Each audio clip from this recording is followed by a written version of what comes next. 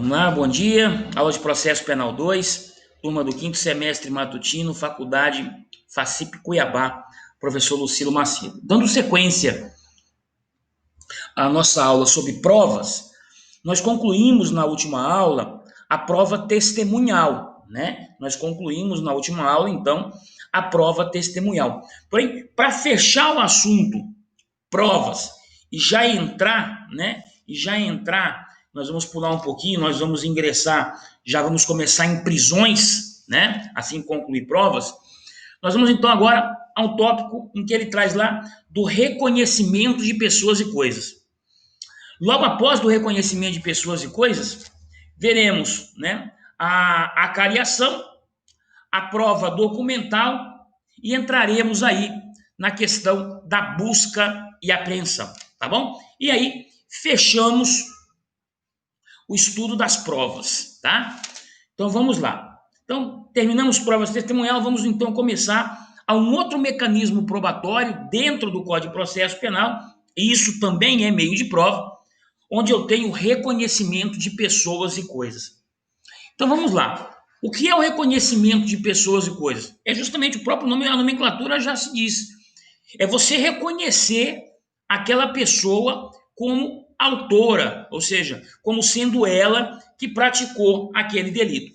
E o Código de Processo Penal, nos artigos 226, 227 e 228, ele estabelece de que forma acontece esse reconhecimento de pessoas, né?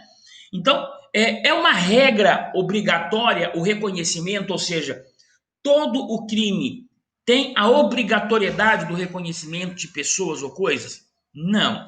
Ele não é uma regra, obrigatória, né? Então, é uma faculdade, ou seja, é quando houver realmente uma necessidade, isso vai acontecer. Então, vamos começar o nosso estudo no Código de Processo Penal. Quando que vai acontecer o reconhecimento? E o 226, ele é claro. Ele diz assim: quando houver necessidade de fazer-se o reconhecimento de pessoa, proceder-se-á da seguinte forma. Um dado importante: o reconhecimento de pessoas, ele deve seguir uma regrinha estabelecida pelo Código de Processo Penal.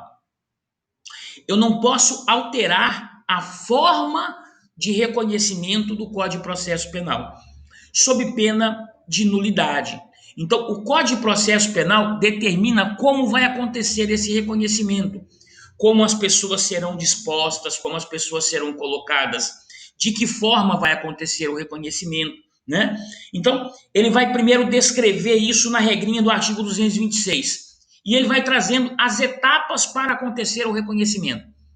Já sabemos que não é obrigatório, e as etapas do reconhecimento, ela vai acontecer da seguinte forma. Primeiro, 226, inciso 1.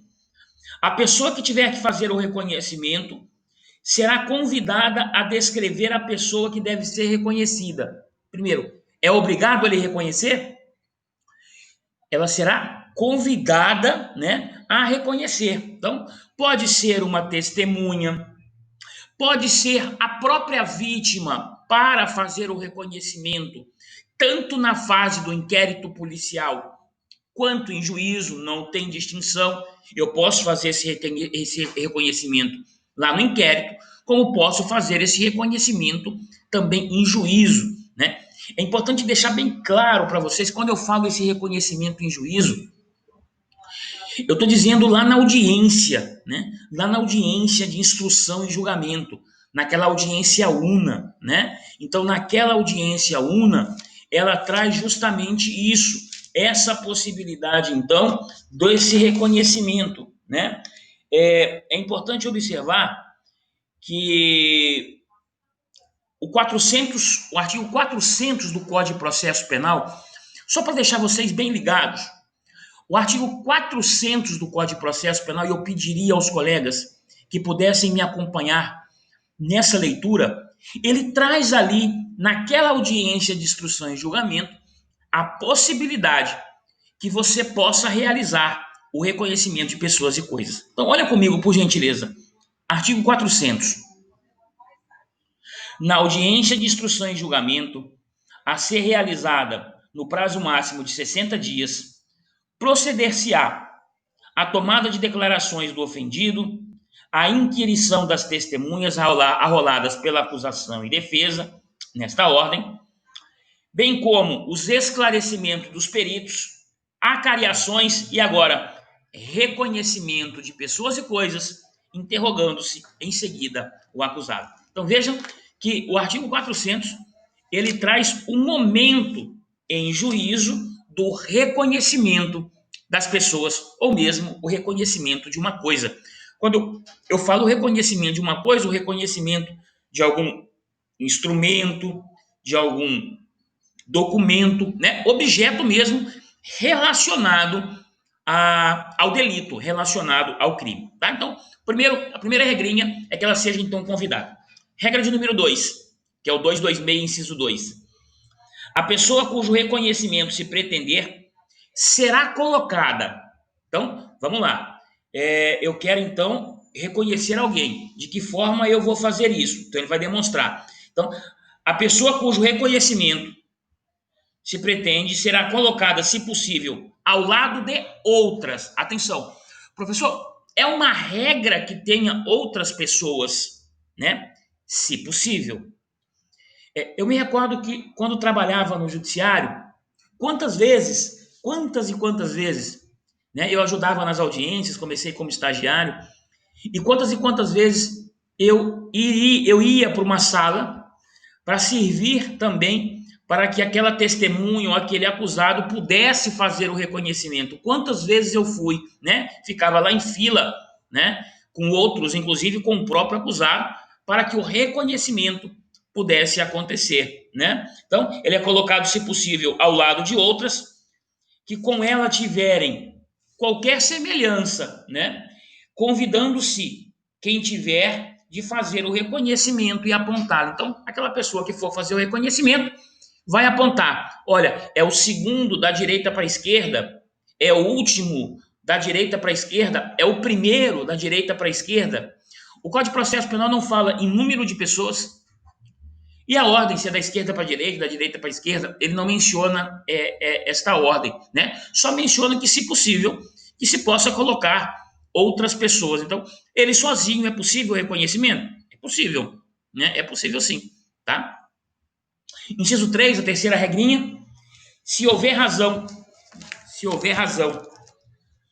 para recear que a pessoa chamada para o reconhecimento por efeito de intimidação ou outra influência não diga a verdade em face da pessoa que deve ser reconhecida, a autoridade providenciará que esta não veja aquela, ou seja, geralmente é muito comum, existe uma sala de reconhecimento em muitas delegacias, já no fórum essa sala não existe. Então, geralmente, o que acontece? É bem improvisado, né? Coloca-se uma janela com um quadrinho apenas com um olho, para que a pessoa possa identificar, né? Então, se porventura tiver receio desse reconhecimento, então é vedado, então é trazida uma proteção para a pessoa que vai realizar esse conhecimento, né?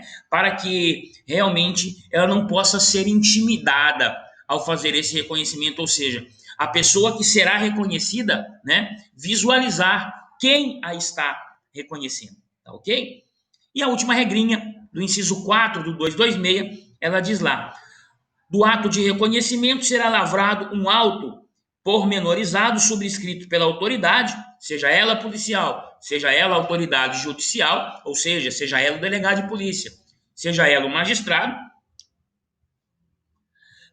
pela pessoa chamada para proceder ao reconhecimento e por duas testemunhas presenciais, né? Então, o magistrado lavra um auto, ou seja, o que aconteceu naquele reconhecimento, e duas pessoas que participaram, que assistiram o reconhecimento, assinam esse auto de reconhecimento para que ele tenha, então, validade, tá bom? Beleza?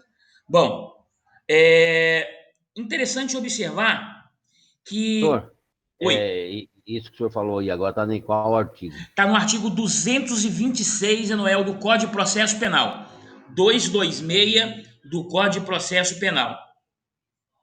Tá? Ok. 226 do Código de Processo Penal. Agora, uma observação importante, viu, Enoel? Olha que coisa interessante.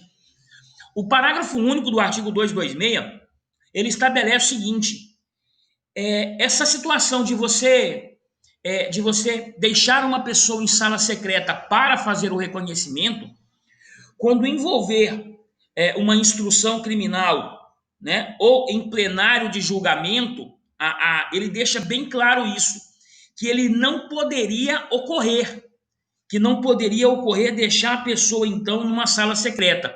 Acontece o seguinte, e muitas vezes que eu participei, era até indagado, era até perguntado ao magistrado sobre a regra justamente desse parágrafo único.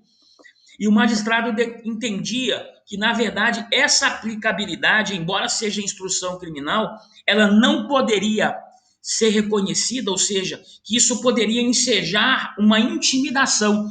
E ele aplicava esse reconhecimento em local reservado, justamente para preservar esse reconhecimento. Então, ele entendia pela inaplicabilidade do parágrafo único do artigo 226. Agora, se a pergunta numa prova, numa questão for de acordo com o Código de Processo Penal, você vai ter que responder que a instrução criminal ou em plenário de júri, o inciso 3 não teria cabimento, o que afronta, né? O que afronta o reconhecimento. É uma situação inaplicável, é uma situação absurda, porque eu não estou preservando o reconhecimento, tá? Na prática, isso acontece e não gera nulidade, tá bom? Bom, vamos lá. É importante observar que todo reconhecimento, se eu tenho lá vários réus, né, ou várias testemunhas, eu não posso colocar ao mesmo tempo todas aquelas pessoas para fazer o reconhecimento. Ou seja, cada pessoa que vai realizar o reconhecimento é chamada separadamente para que isso possa acontecer. É a regrinha do artigo 228 do Código de Processo Penal, tá? Então, reconhecimento de pessoas e coisas é mecanismo de prova. Maravilha? Tá bom. Obviamente, eu não posso, né, descumprir os preceitos legais sob pena de nulificar aquele reconhecimento. Vamos dar continuidade. Colegas, olha só, eu tenho ainda outros meios de prova. Então, eu tenho a chamada acariação, né? O que é essa acariação? De vez em quando escutamos aí os noticiários, fulano de tal vai realizar uma acariação. E o que é esta acariação? Vamos entender o que é a acariação. Acariação é você justamente colocar, acariar é você colocar cara a cara, frente a frente, né? Qual é a abrangência da acariação como meio de prova? Ou seja, quem pode realizar a acariação? Então, uma acariação é feita entre testemunhas, né? Entre testemunhas e acusado, entre testemunha e a vítima, né? Entre as pessoas que foram ofendidas e sempre que tiver uma divergência. É isso que diz o Código de Processo Penal. Então, quando eu falo em acariação, eu tenho dois dispositivos, o artigo 229 e o artigo 230. Então, ele traz qual é a abrangência da acariação. Quando é que eu posso realizar uma acariação? Tanto na fase do inquérito quanto em juízo. E ele diz lá, bem claro, o artigo 229, a acariação será admitida entre acusados, ou seja, um acusado e outro, né? Primeiro, entre acusados, entre acusado e testemunha, um fala uma coisa, outro fala outra, entre testemunhas, uma testemunha fala de um jeito, outra testemunha fala de outro, entre acusado ou testemunha, então entre acusado ou testemunha, e entre a pessoa ofendida, e também entre as pessoas ofendidas, ou seja, entre a vítima, né? Entre a vítima e entre as pessoas que também são consideradas vítimas. Quando isso vai acontecer? Sempre que houver uma divergência em relação às declarações prestadas, em relação aos fatos e em relação às circunstâncias consideradas relevantes, né? Então, sempre que tiver uma divergência entre as declarações prestadas, entre os fatos e entre as circunstâncias relevantes, será então determinada uma acariação. E como vai funcionar uma acariação, colocar uma acariar? Significa dizer, vai acontecer reperguntas, né? Ou seja, eu vou perguntar novamente para aquela testemunha: olha, mas a testemunha João está dizendo que foi dessa forma. Por que você está dizendo dessa forma? Né? Então eu vou fazer reperguntas, ou seja, para que aqueles pontos que tenham divergência, para aqueles pontos que tenham divergências, eles possam ser sanados. E o que for apurado da cariação também será reduzido em termo, né? Então, o que for apurado da cariação também será reduzido por termo, né? O que for acariado, então, é realizado a cariação entre testemunha, entre acusado e testemunha, entre ofendido, apurou-se o seguinte. Então, faz então, né? A terma faz um termo do que aconteceu, do resultado dessa acariação, tá? O artigo 230 do Código de Processo Penal, ele também estabelece algumas regrinhas acerca da acariação. E ele vem dizendo: se alguma testemunha tiver, se ausente alguma testemunha cujas declarações diverjam das outras, que esteja presente,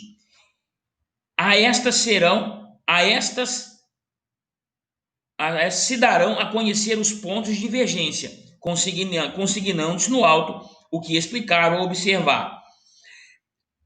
Se substituir a discordância, desperdiciar a carta precatória à autoridade do lugar onde reside a testemunha. Então, o que acontece? Uma testemunha presente, não presente, é uma testemunha, por exemplo, que possa morar em outra cidade. Então, se essa testemunha morar em outra cidade, não tem como chamar essa testemunha para aquele local, nem realizar a acariação. Mas o que acontece que o juiz vai fazer? Após essas reperguntas, ele vai encaminhar isto através de uma carta precatória. O juiz que vai encaminhar é o juízo deprecante ao juízo deprecado, para que possa então, lá o juízo deprecado onde essa testemunha reside, para que ele possa então realizar essas perguntas que foi justamente sofreu a acariação, tá? A acariação é mecanismo de prova, ele não é tão utilizado, né? Mas de vez em quando nós disputamos, vamos fazer uma acariação. Então a acariação é justamente isso, trazer pontos divergentes, né, entre testemunhas, entre acusados e entre os próprios ofendidos, de acordo com a regrinha do artigo 229 do Código de Processo Penal. Tudo bem? Beleza? Vamos mais uma prova. Eu tenho mais um mecanismo de prova e não poderia ser diferente, a chamada prova documental. São documentos, né? São escritos, né? Então, primeiro o código estabelece o que é documento. Então, eu preciso saber o que é documento para a instrução para o Código de Processo Penal, né? Uma fotografia pode ser um documento, um contrato pode ser um documento, né? O que é documento para o Código de Processo Penal? Então, ele vem, na verdade, no artigo 232, ele define o que são documentos, né? Artigo 232. Consideram-se documentos quaisquer escritos, instrumentos ou papéis públicos ou particulares. Então, o 232 traz o que é esse documento. E aí vem a pergunta, né? Quem pode apresentar o documento e em que momento ele pode apresentar um documento? Ora, nós temos na Constituição Federal o princípio da ampla defesa. Então, não se pode tolher um documento dos autos. Então, o artigo 231 do Código de Processo Penal estabelece que eu tenho alguns casos expressos em lei, eu tenho que obedecer, né? Então, quando eu falo apresentação de documentos, as partes, ou seja, o próprio Ministério Público ou a defesa, eles podem apresentar documentos em qualquer fase do processo. Então, em qualquer fase do processo, eu posso apresentar este documento. Imagina, por exemplo, que eu recebi o documento agora. Eu posso apresentar? Perfeitamente. Você pode apresentar, porque aqui está a ampla defesa. É esta a abrangência do artigo 231 do Código de Processo Penal. Professor, você falou partes, você falou a acusação e você falou a defesa. E o juiz? Ele não pode determinar que algum documento venha a ser apresentado nos autos? Ora, pelo princípio, né, justamente pelo princípio do livre convencimento motivado do magistrado, e o magistrado, para decidir, ele tem que ter certeza, ele tem que motivar, ele tem que justificar a sua decisão, o magistrado pode requerer, então, da mesma forma, que determinado documento seja, então, juntado aos autos.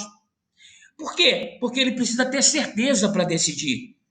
Então, o próprio artigo 233 do Código de Processo Penal, perdão, 234, o próprio artigo 234 do Código de Processo Penal permite que o juiz também possa determinar a juntada de documentos nos autos. Veja só, 234, se o juiz tiver notícia da existência de algum documento relativo a ponto relevante, seja da acusação ou da defesa, providenciará, independentemente de requerimento de qualquer das partes, para a juntada nos autos, se possível.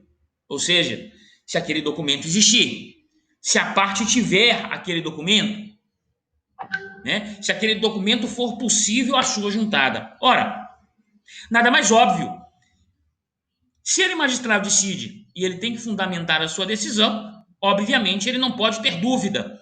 E muitas vezes a sua dúvida só pode ser sanada por um documento comprobatório. Vamos dar um exemplo: num crime de estelionato, por exemplo, num crime de falsificação, né?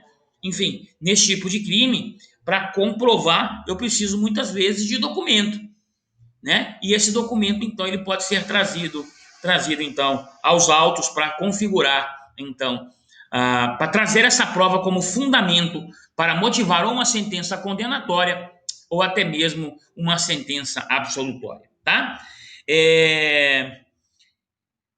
Vamos lá, acho que mais tem de importante. Um documento estrangeiro, ele pode perfeitamente ser juntado, né? Claro que é importante que, se esse documento for um documento estrangeiro, aconteça a sua tradução, ou seja, por um tradutor juramentado ou mesmo por um intérprete, para que possa, então, ser juntado, né, aos autos. O artigo 238, ele estabelece que os documentos originais juntados aos autos, né, juntos ao processo findo, quando não existir motivo relevante que justifique a sua conservação, poderão, mediante requerimento e ouvido do Ministério Público, ser entregue à parte que o produziu, ficando, né, translado nos autos. Ou seja, se o documento for original, se não tiver mais interesse ouvido do Ministério Público, ele pode, então, ser retirado dos autos e entregue, né, à parte que o apresentou, né? A parte que o apresentou. Tudo bem? Bom, é isso, colegas, que fala sobre prova documental, é meio de prova, é uma prova passível de acontecer, ela não tem obrigatoriedade. Lembrando que o Código de Processo Penal, ele traz o que é essa prova documental e traz um momento, ou seja, em qualquer momento eu posso apresentar, em face do princípio constitucional da ampla defesa. Eu não tenho prazo, nem mesmo se for a defesa para apresentar esse documento, eu não tenho que ter autorização do Ministério Público para que esse documento seja apresentado e juntado aos autos. Beleza? Tranquilos? Bom, agora estudaremos, né? Eu sei que ficamos aí muito tempo em provas, estudando provas, né? Após isso, né, já entraremos já em prisões, prisão preventiva, prisão temporária, já estudaremos inclusive a própria audiência de custódia, que é a resolução 213 do Conselho Nacional de Justiça, tá? Mas precisamos então concluir agora a busca e apreensão. O que é a busca e apreensão? Eu sei que já ouviram falar muito dessa busca e apreensão, né? Já ouviram falar bastante dessa busca e apreensão. Busca e apreensão é meio de prova. Só que eu preciso separar o que é uma busca pessoal e o que é uma busca domiciliar. Então eu tenho a busca domiciliar e eu tenho a busca pessoal, tá bom? Então vamos lá. Dos artigos 240 ao artigo 250, ou seja, eu tenho 10 artigos que falam exclusivamente em busca e apreensão. Então eu tenho que entender, primeiro, da busca e depois entender da apreensão, né? Então eu posso ter uma busca pessoal, eu posso ter uma situação de uma prisão em flagrante delito, que eu necessito fazer a busca, e eu posso ter então uma apreensão. Então vamos entender o que é a busca e a apreensão. Bom, vamos lá. Vamos primeiro falar sobre a busca. Artigo 240, ele traz um rol quando vai acontecer a busca, né? Então, ele traz lá primeiro analisar a busca domiciliar, ou seja, essa busca no domicílio. Então, vamos lá. A busca será domiciliar ou pessoal, ou seja, no domicílio ou na pessoa, no domicílio ou na pessoa. Então, vamos lá. Parágrafo 1º do artigo 240, que eu preciso entender um a um com vocês, né? Então, eu devo entender que o parágrafo 1º do artigo 240, eu devo chamá-los de objetos, né? Objetos da busca. O que a busca, né? O que ela pretende, o que é o objeto da busca, o que é a abrangência da busca, o que ela pretende, qual é o alcance dessa busca. Então vamos lá. Ela serve então, vamos lá comigo, no artigo 240, letra A, prender criminosos. Então, prender criminosos, eu posso estar diante aí de um mandado de prisão, eu posso estar diante de uma prisão em flagrante delito, né? De uma prisão em flagrante delito, ou mesmo por ordem de um mandado de prisão preventiva, né? Por ordem de um mandado de prisão preventivo, né? Na próxima aula nós vamos conversar um pouquinho sobre essa decisão, inclusive vai ser levada a plenário do julgamento do Supremo Tribunal Federal hoje. Eu pediria que todos os colegas pudessem assistir esse resultado da decisão do Supremo Tribunal Federal hoje, que foi em relação àquele traficante, o André, onde o ministro Celso de Mello mandou soltar, e aí a Procuradoria-Geral da República pediu uma reconsideração, e o ministro presidente do Supremo Tribunal Federal, então, revoga a decisão do Celso de Mello, né? O Fux revoga a prisão do Celso de Mello, né? E determina a revogação da prisão preventiva, ou seja, ele considera que a revogação da prisão preventiva do Celso de Mello não deveria acontecer e ele restabelece uma prisão, ele determina que ele seja preso. E aí, né? O Código de Processo Penal, naquele pacote anticrime, eu preciso que vocês assistam, tenham informações da decisão de hoje, porque na próxima aula nós vamos conversar justamente sobre esse tema, que é matéria nossa atual, é a nossa próxima matéria, é a nossa próxima discussão. Tá ok? Beleza?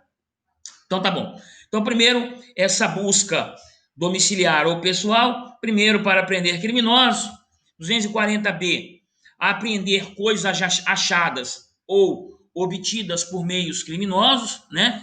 Coisas achadas ou coisas obtidas por meios criminosos.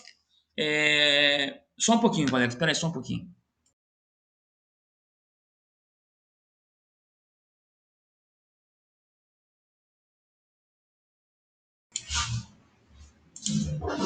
Bom, então é a letra A.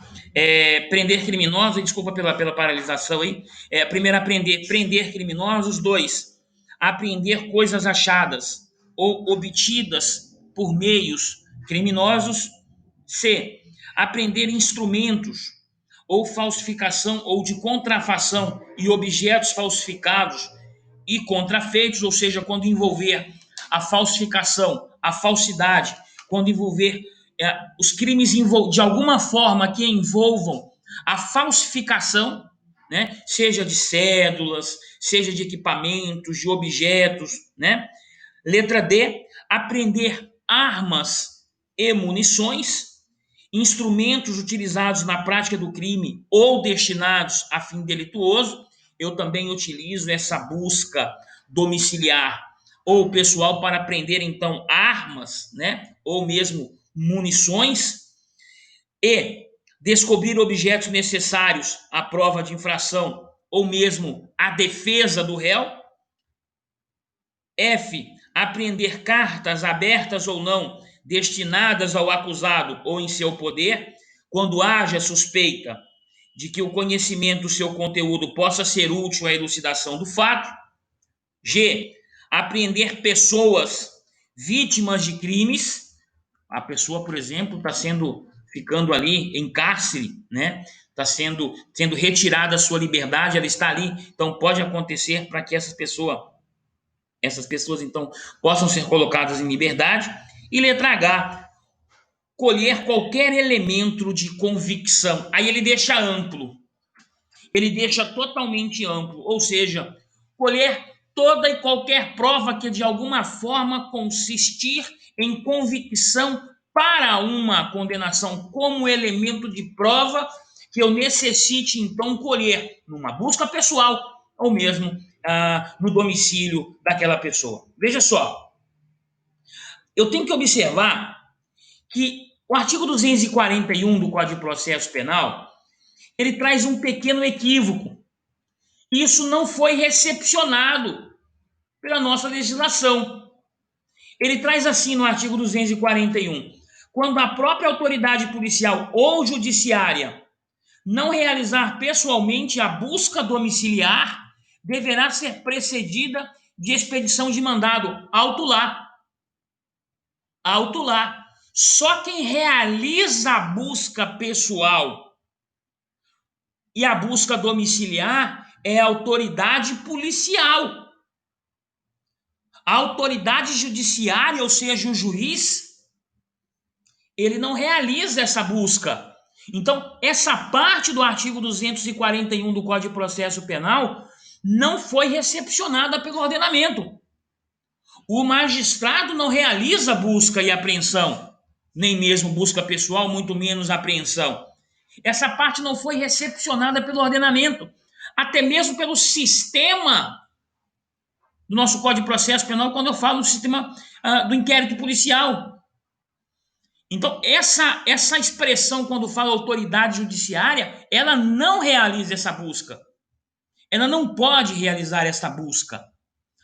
E mais, é importante que essa busca, essa busca pode ser determinada de ofício pelo magistrado.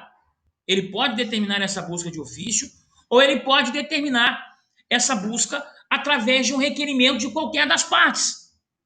Seja um requerimento pelo Ministério Público, seja um requerimento pela defesa.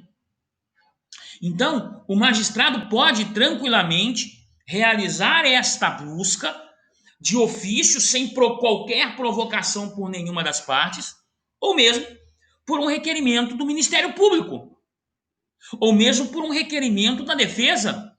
Ele pode realizar? Pode realizar na casa, por exemplo, de alguém que detenha uma prova capaz de absolver o réu. Então a defesa pode pedir essa busca, né? Porque isso representa prova.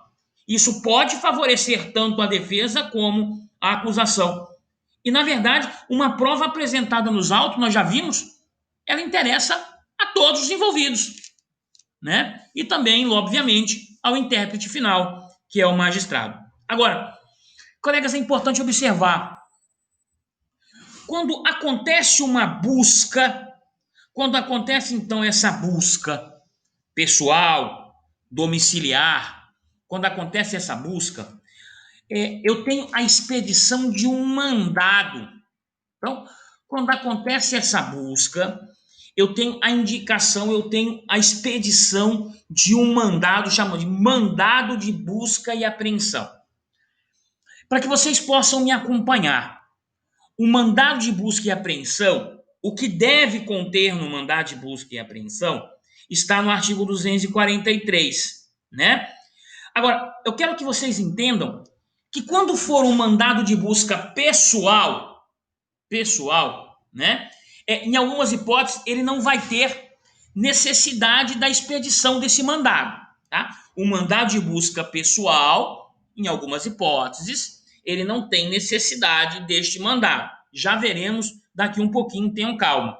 Agora eu preciso entender com vocês o que deve conter neste mandado, em que a autoridade estará de posse do mandado. Ó, tá aqui comigo. Mandado de busca e apreensão. O que vai conter nesse mandado para que ele seja um mandado de busca e apreensão legal? Este mandado é obrigatório que seja expedido pelo juiz, né? O mandado de busca e apreensão, ele é expedido, então, pelo magistrado. O que diz o artigo 243, né? Então, vamos agora ao artigo 243 para saber o que tem, o que deve conter neste mandado de busca e apreensão. 243 do Código de Processo Penal. O mandado de busca e apreensão, o mandado de busca deverá conter: inciso 1, indicar o mais precisamente possível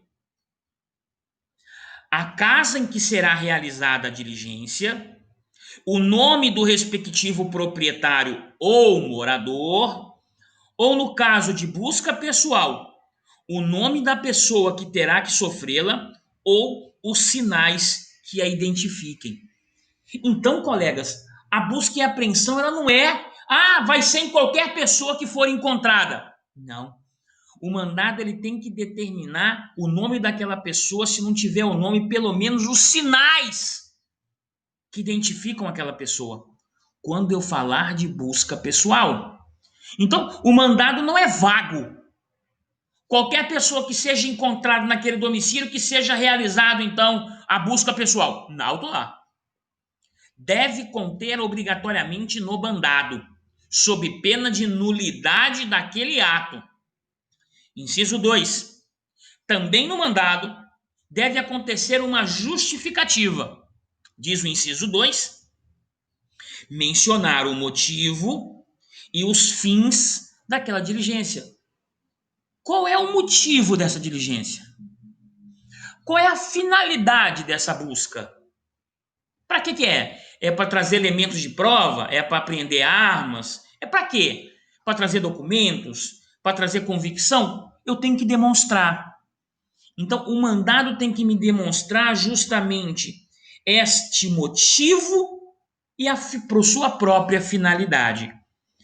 Também no mandado deverá, inciso 3, ele é subscrito pelo escrivão e assinado pela autoridade que o fizer expedir, né? Então, ele é subscrito pelo escrivão e assinado pela autoridade que o fizer expedir. Parágrafo 1º do artigo 243.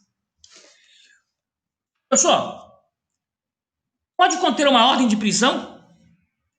Por isso que nós temos que dar prisão logo após a conclusão desse conteúdo. Olha o que diz o 243 em seu parágrafo 1º. Se houver ordem de prisão, constará do próprio texto do mandado de busca. E aí vem uma informação importante. Então, eu não preciso ter o mandado de prisão e o mandado de busca. Então, se porventura tiver um mandado de prisão preventiva decretada ou de prisão temporária decretada, no próprio mandado de busca, ele vai conter a prisão daquela pessoa.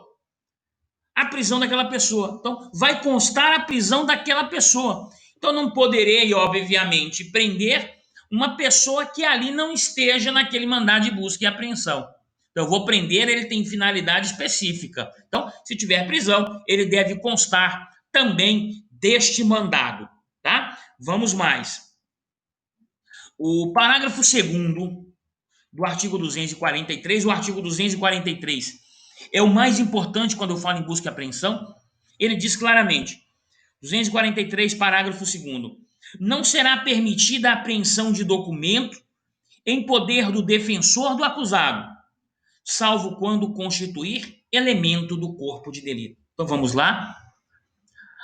Ao advogado, ao defensor do acusado, importante observar, a apreensão de documento que estiver em seu poder não pode sofrer apreensão.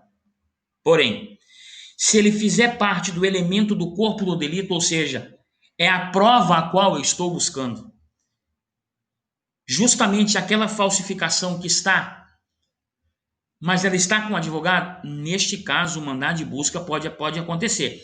Eu não posso realizar esta busca no advogado, com o advogado em elementos que não sejam ali suscetíveis àquela prova que eu estou pretendendo buscar.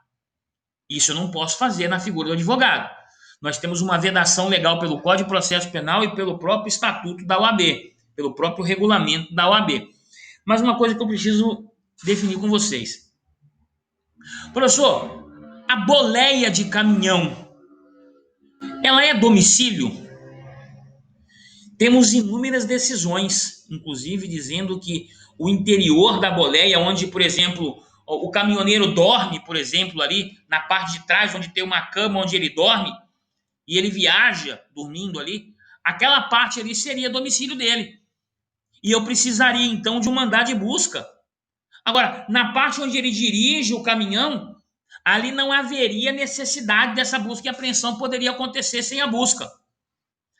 Professor, numa blitz policial, eu sou parado com meu veículo em uma blitz policial, polícia militar fazendo uma blitz.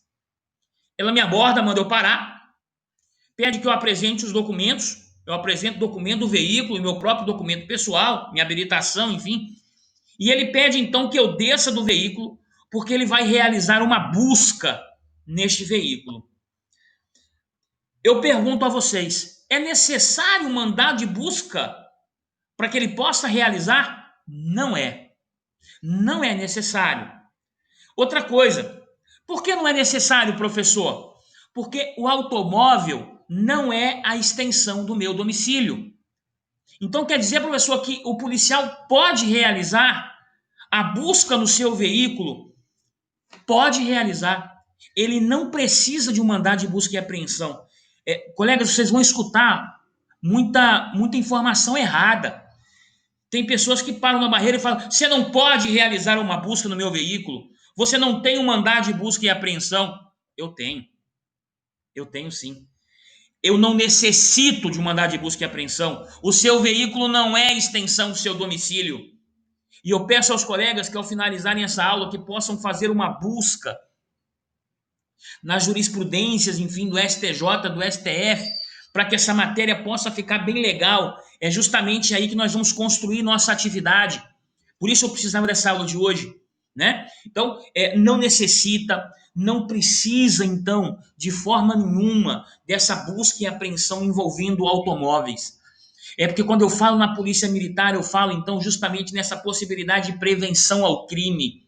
O automóvel não é e nunca será, nunca foi uma extensão. É diferente, por exemplo, se fosse um motorhome, uma barraca de camping, onde a pessoa resida, e mesmo assim eu tenho que considerar somente a parte onde ele reside, onde ele dorme.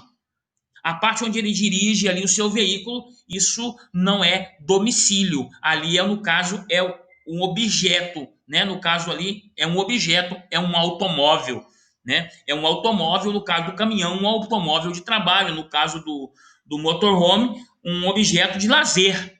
Mas a parte que ele dirige, ele não mora ali. Ele mora na parte de trás, onde tem cama, geladeira, fogão, né? Onde ele realmente ele habita, né? Isso é muito importante que vocês possam entender esta busca e apreensão. Agora, professor, sempre uma busca pessoal, eu terei a obrigatoriedade de um mandado, por exemplo, quando acontecer muitas vezes uma própria prisão em flagrante, um ato flagrancial, e nós sabemos que para prender em flagrante delito,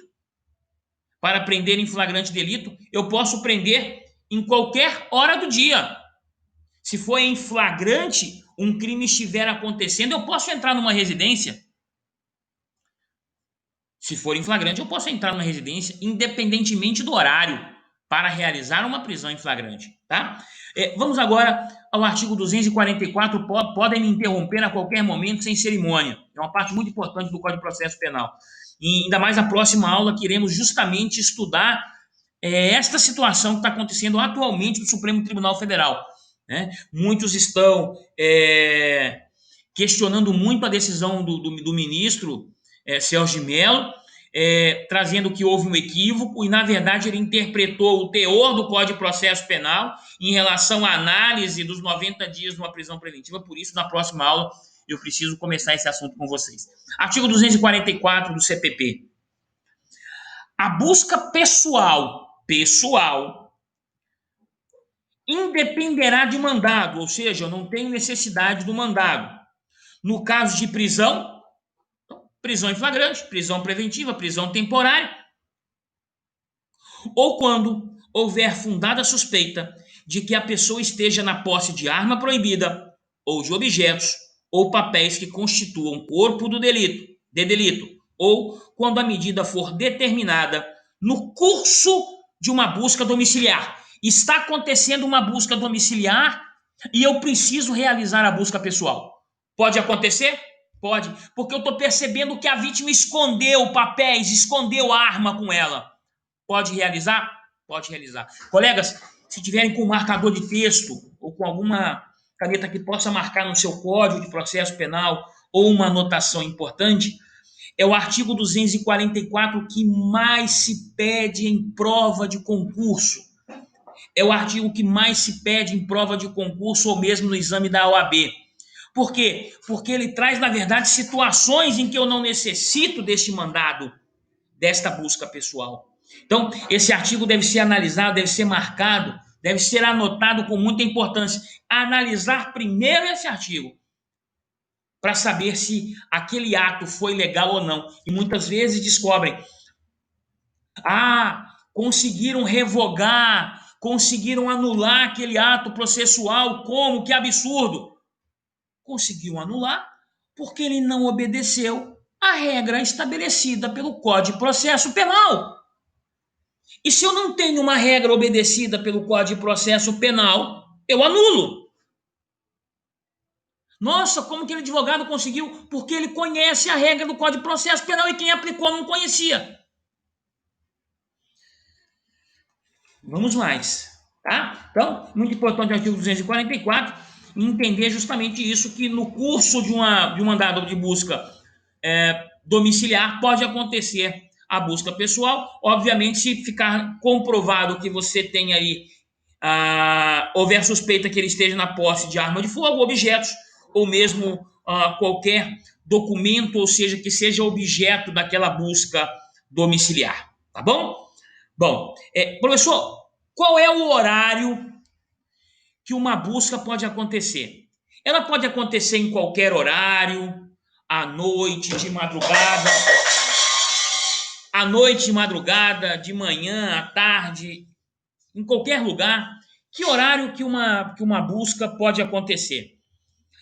O Código de Processo Penal, ele traz, na verdade, algo já trazido pela nossa Constituição Federal, que fala a questão dessa realização deste ato durante o dia. Então, o Código de Processo Penal traz isso, e ele traz justamente um momento para que se possa validar o mandado de busca e apreensão, ou seja, o cumprimento deste mandado de busca e apreensão. Então, o artigo 245 do Código de Processo Penal, ele traz justamente isso. Acompanhe comigo, por favor. E ele vai falar durante o dia. Durante o dia. As buscas domiciliares, 245, serão executadas de dia. Professor, o que eu devo considerar dia? Ausência de luz solar? Não. Das 6 horas da manhã às 18 horas, eu considero, então, dia. As buscas domiciliares serão executadas de dia, e aí ele traz uma exceção, salvo se o morador consentir que se realizem à noite. E antes de penetrarem na casa, os executores mostrarão e lerão o mandado ao morador ou a quem o represente, intimando-o em seguida a abrir a porta. Então, regra durante o dia. Exceção quando o morador consentir a entrada para a realização do mandado, onde então o mandado será lido, ou seja, tudo aquilo que está no artigo 243, objeto, finalidade, indicação da pessoa, será lido ao morador para que a busca ela aconteça e ela seja, então, legal, tá? Vamos mais. Professor, e se a parte descumprir? Não deixar a autoridade entrar, fechar a porta, trancar, soltar cachorro, ligar a cerca, ligar alarme, para que não aconteça a entrada. Ela responde por algum delito? Responde sim. Né? O próprio 245, parágrafo 2º do Código de Processo Penal, estabelece, né? Ou seja, veja só, em caso de desobediência, será arrombada a porta e forçada a sua entrada. Então, é importante entender, se você quis impedir a entrada, dificultou, trancou, escondeu, né? Eu tenho, na verdade, um crime no Código de Processo Penal, que é desobediência ou mesmo resistência à prisão. Tá? Isso está lá no Código Penal. Porém, se você não obedecer a ordem para a entrada, pode ser realizado, então, à força, o arrombamento daquilo que impeça a entrada, seja uma porta, seja uma grade, ou seja, uma janela. Ok? Beleza, então. Vamos mais. O emprego da força, se ocorrer, na verdade, algo que impeça a entrada, ele será possível. Ou seja, se o morador impedir a entrada, ele pode realizar, a autoridade pode realizar, então, o emprego da força. Agora, professor, vamos analisar o seguinte. Vamos analisar que aconteça a desobediência em abrir a porta ou mesmo tenha que realizar a força para a entrada. O que determina o Código de Processo Penal? Bom, beleza, se ele estiver lá, legal. O problema é quando não tem o morador. Vamos lá, entra o mandado de busca e aquele morador não está no local. Né? A casa está ali, mas não tem ninguém ali naquela residência. E aí, não pode entrar? Pode sim. E o artigo 245, em seu parágrafo 4º, ele traz justamente de que forma eu posso validar. Eu tenho que ter um pouco de cuidado, porque se não tem o morador da residência na qual eu vou dar cumprimento ao mandado de busca, olha o que diz o artigo 245, parágrafo 4º. Quando ausentes os moradores,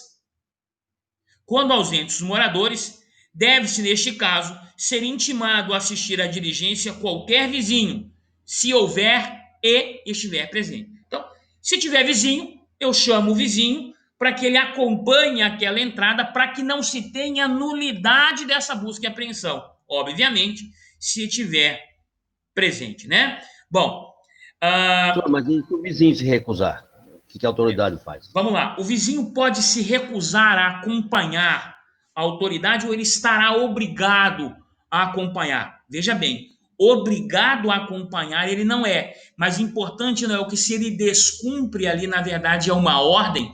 Se ele descumpre essa ordem emanada, e naquele momento é uma ordem emanada de autoridade, a autoridade que está dando cumprimento, né, àquele mandado de busca, o próprio artigo do Código Penal, o artigo 330, o 330 esclarece que isso é crime de desobediência.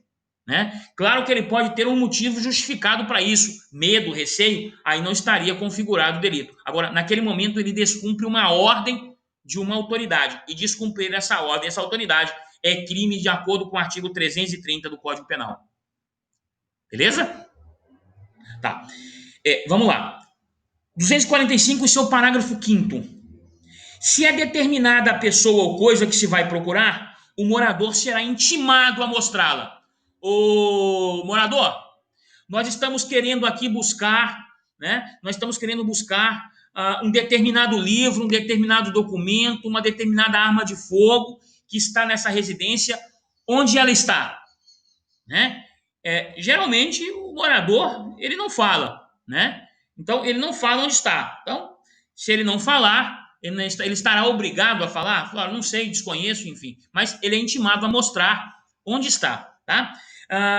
Quando for descoberta esta pessoa ou esta coisa, obviamente, né, acontecerá a sua apreensão e ela será acompanhada até a autoridade, né, será acompanhada pela autoridade ou mesmo seus agentes. Então, encontraram a coisa que se buscava, ela foi determinada no mandado de busca o que eu queria, foi também encontrada a pessoa que eu queria.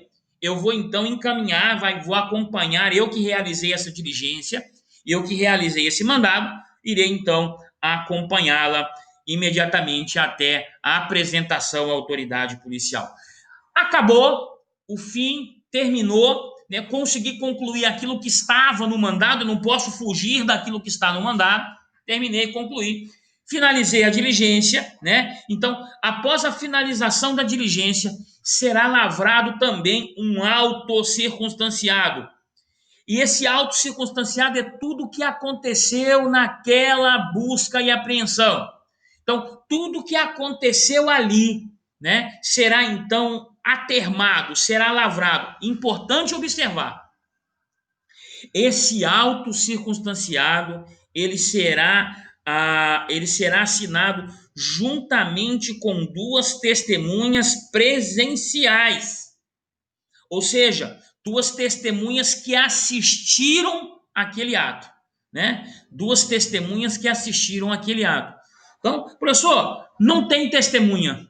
Pode ser os dois policiais que realizaram, a autoridade que realizou, o vizinho que acompanhou, mas eu preciso, então, que duas testemunhas sejam os próprios policiais, que eles também assinem, então, enquanto testemunhas daquele ato, para que ele possa, então, ter o seu devido valor, tá? Professor, e se essa busca acontecer em ambiente coletivo? Ou seja, numa casa com compartimento habitado, kitnet, condomínio, camping clube, hotéis, motéis. Como é que funciona? Como é que vai realizar isso aí? O mandado vai discriminar. Então, é importante observar que quando eu falar, né, nesses compartimentos habitados ou de ocupação coletiva, é importante entender que eu só posso adentrar ali, né, que eu posso adentrar naquele local, é importante observar isso, eu posso adentrar naquele local? Posso sim, porque eu tenho que entender que ele também é um ambiente considerado, então, como extensão, como casa. Então, eu preciso ter um pouquinho de cuidado. É claro que nesses lugares, alguns lugares eu não preciso de busca e apreensão, não preciso de autorização minha entrada, ou seja, naquele que é aberto ao público, a recepção. Agora, no escritório onde ele exerce ali, no quarto onde ele está, né, do hotel, do motel, na barraca onde ele está no camping, ali eu preciso dessa autorização. Agora, no espaço que é aberto ao público, eu não preciso dessa autorização, tá? Tranquilos? Beleza. Professor, mas olha só, eu posso ter sucesso com a minha busca e apreensão, eu posso ter insucesso. Eu posso encontrar a coisa que eu buscava ou a pessoa que eu buscava. Agora, eu posso não encontrar. E aí? Senta e chora? Olha só, o Código de Processo Penal, então, ele traz a seguinte informação, 247. Não sendo encontrada a pessoa ou coisa procurada, os motivos da diligência serão comunicados a quem tiver sofrido a busca. Então, a pessoa que sofreu a busca, né, vai, na verdade, receber, olha, estávamos buscando tal coisa, nós não o encontramos. Beleza? Joia. Agora, olha só. O que diz o artigo 248? Em casa habitada, a busca será feita de modo que não moleste os demais moradores, mais do que o indispensável para o êxito da diligência. Ou seja, a minha finalidade é aquela pessoa, a minha finalidade é aquele quarto, eu não vou, obviamente, ultrapassar, ou seja, invadir aquele outro quarto que não é objeto da busca e apreensão, tá? Uma coisa interessante que o Código de Processo Penal faz é que quando for uma busca pessoal em mulher, quem realiza uma busca pessoal em mulher é uma outra mulher. Claro, se tiver uma mulher naquele local e não for atrapalhar a conclusão da diligência. Então, se porventura for atrapalhar a conclusão de outra diligência e tem uma mulher que necessita ter a busca pessoal e não tem uma mulher para realizar, e se não, até eu chamar uma outra mulher para realizar esta busca nela, a diligência sofrerá um prejuízo. um homem poderá fazê-lo. Mas a regra que o Código de Processo Penal traz é que uma mulher deverá ser realizada a busca por outra mulher, é o teor justamente do artigo 249 do Código de Processo Penal.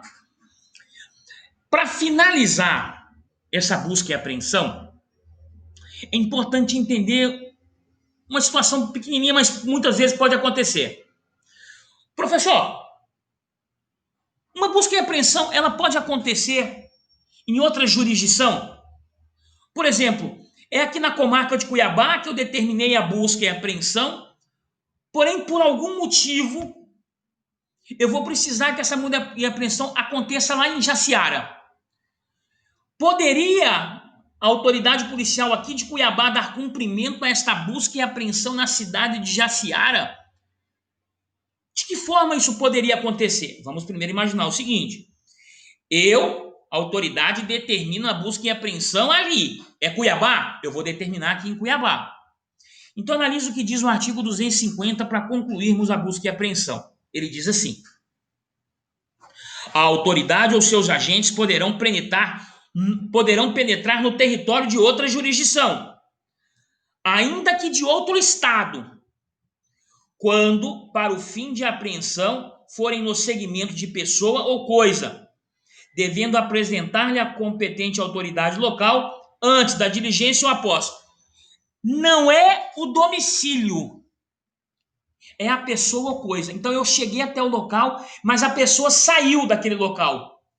A pessoa levou a coisa daquele local, num caminhão, consigo, correndo, enfim, num automóvel, num avião, e aí eu vou em perseguição.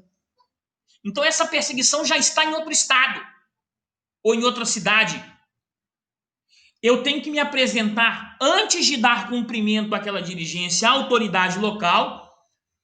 Porém, se for prejudicar a diligência, eu posso primeiro dar cumprimento à diligência e, após o cumprimento da diligência, me apresentar àquela autoridade dizendo: olha, eu sou a autoridade lá de Cuiabá, estou dando cumprimento aqui a este mandado de busca, a esta pessoa, a este objeto, e na verdade ele saiu, estamos em perseguição, por isso entramos em seu território, para que este ato seja validado. Se isso não acontecer, este ato é invalidado. Então, o que eu vou entender dessa forma? Vamos entender o artigo 250, seu parágrafo 1º.